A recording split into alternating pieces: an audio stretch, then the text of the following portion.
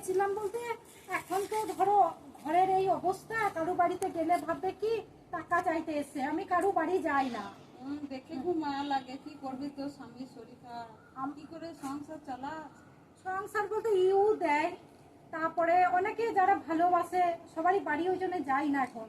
স্বামী আর 4 বছর পড়ে আছে বিছানাতে, এবারে কারো বাড়ি গেলে ধরো অন্যরকম ভাবে। তো তো তুমি যখন তোমার মায়া লাগে ধরো, তো আমি জানো দোকানে না কিছু গয়না বিক্রি করতে একবার গেছিলাম, তো যে পরে না বলছে কাগজ লাগবে, এবার আমার তো সবকিছু কাগজ নাই, মানে কোথায় হারিয়ে ফেলেছি। নিয়ে আমি বললাম তোমার কাছেই বরং দিয়ে আসি গা। এবারে গয়নাগুলো কি জানো তো, এখন বিক্রি যদি তুমি করতে যাও 3 লাখ টাকার গয়না।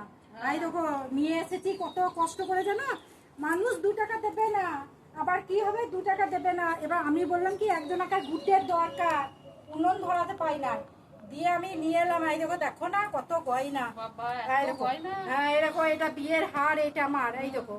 তারপরে এই দেখো চোখা, দেখতে পেয়েছো, এগুলো সব করিয়েছিলাম। এখন এগুলো তোমার 3 লাখ টাকার উপর গয়না। এই দেখো চুড়ি, 12 মাসের চুড়ি করিয়েছিলাম, এই দেখো। তো ওইগুলোকে 3টে হারই আছে, তো ওইগুলো আমি ভয়ে, এইগুলো মানে পাড়ার লোকরা জানবে তো, তে আবার কথা বলবে গয়না বিক্রি করে দিয়েছে, এত অভাব, দেবেও না আবার কথাও শোনাবে। ওই জন্য আমি লুকিয়ে নিয়ে এসেছি। তো তুমি এটা আমাকে 50,000 টাকা দাও, তুমি বিক্রি করো, যা পাবে পাবে, বুঝতে পারলে তো? ঠিক আছে, তুই বস, আমি টাকাটা নিয়ে আসি। হ্যাঁ হ্যাঁ, টাকাটা নিয়ে এসো। আচ্ছা আচ্ছা, টাকাটা নিয়ে চলে এসো।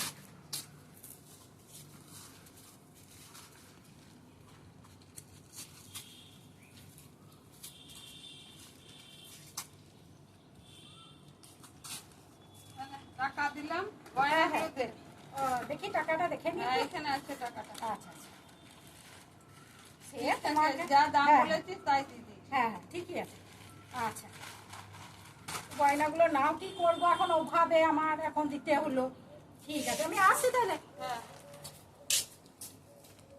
গয়নাগুলো আবার দিয়ে গেল, দেখি কেমন গয়নাগুলো। হ্যাঁ, এই বাবা, এটা কি গো, এটা কি গয়না বলে? গু গু গু গু, ছি ছি ছি।